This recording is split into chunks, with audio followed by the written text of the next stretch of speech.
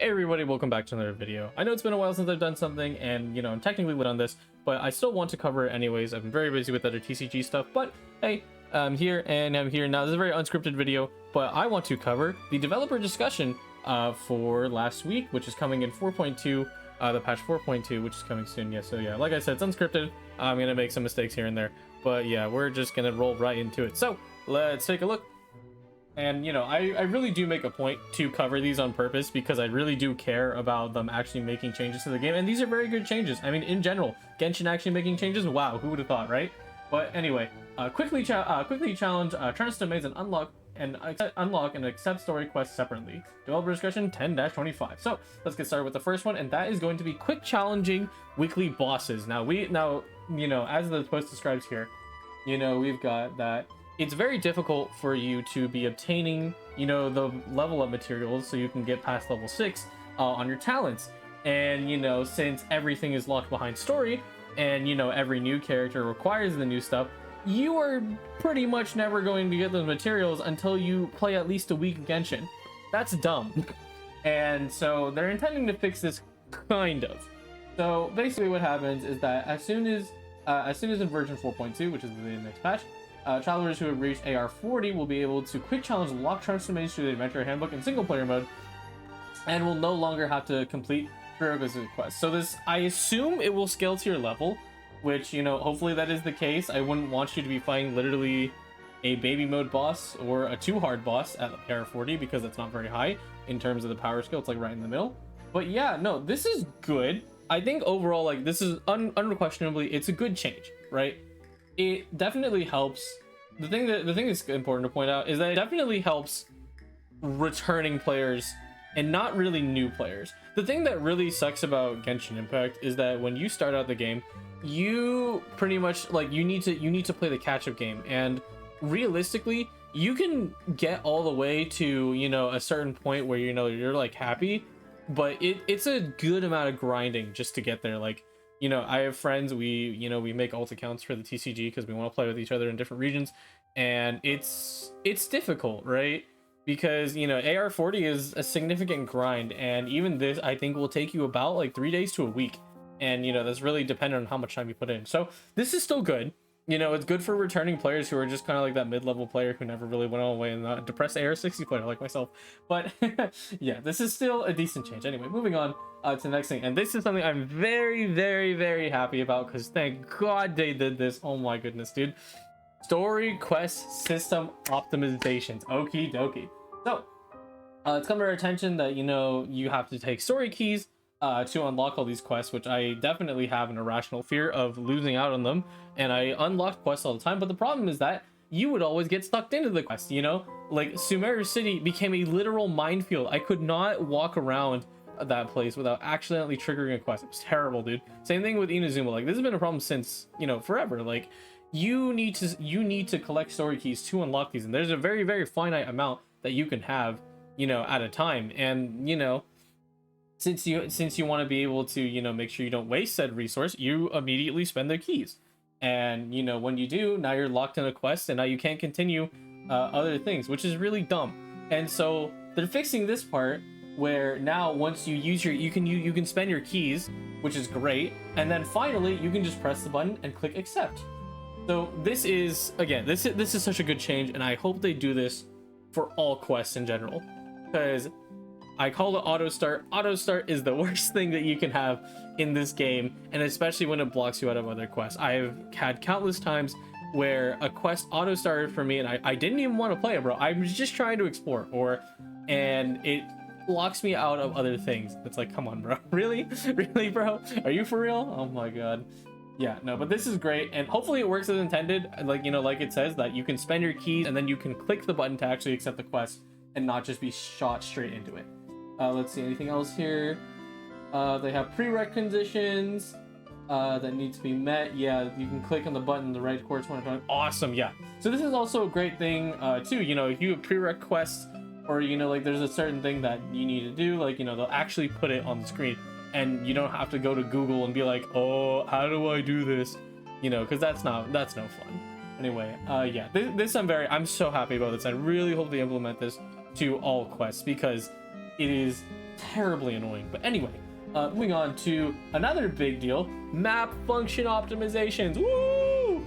So there we go. So you can increase your pin limit up to 200. Thank God. I was already struggling because even though I have interactive map, I have, you know, the fan interactive map as well. Good boy, my boy Albrecht doing some Clothar Albrecht. Let's go. But yeah, no, I still use pins. You know, I don't. It's not like, you know, just because you have the interactive map, you're completely exempt from using these things. So, you know, and they're super useful, and so I'm glad they increased pin. But in there, additionally, there's also the delete multiple pins function, which is super good because, you know, I'll use the same pin to mark resources sometimes, and, you know, once I'm done with it, I'm done with it. So I can just hit the big delete button, and now this makes it way easier. So I can just clear all those pins out and then move on to the next. This is super useful, you know, just to, you know, kind of clean up your map, because I have old pins from, dude, I have pins from 2 years ago, and they're still there. You know why? Because I'm too lazy to remove them.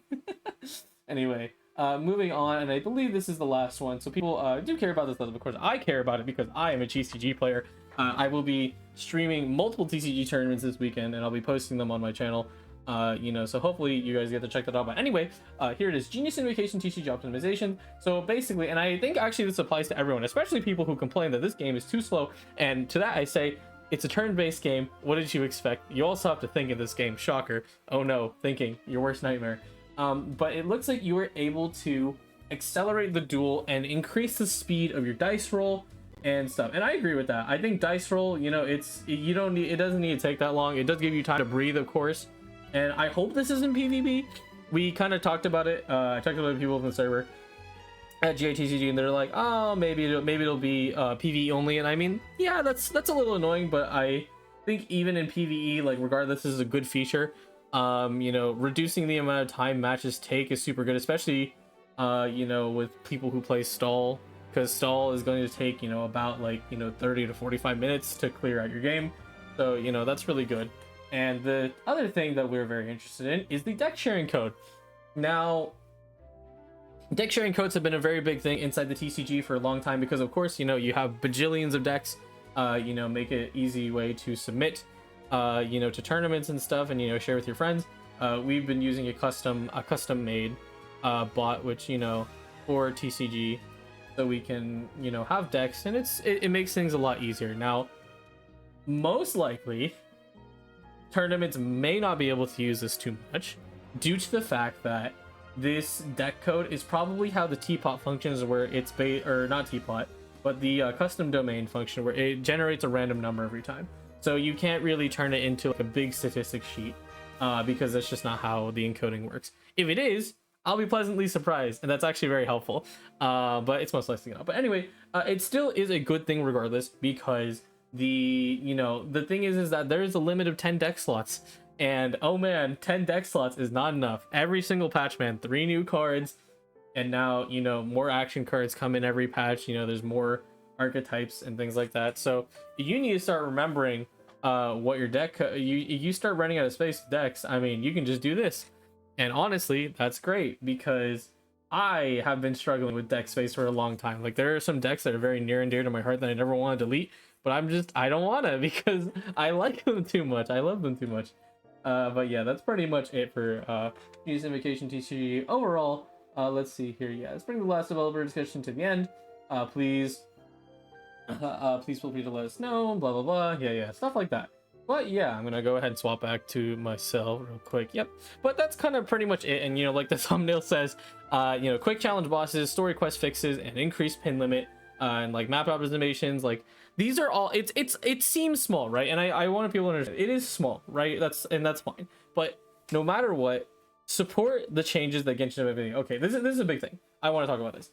I am seeing in the Twitter comments and in the comments section here, it's like, oh my god, you guys haven't touched the artifact loadouts. You're terrible. And listen, I hate the fact that they haven't done artifact loadouts as much as the next day. Okay, I would rant on and on about this, and I have been for years.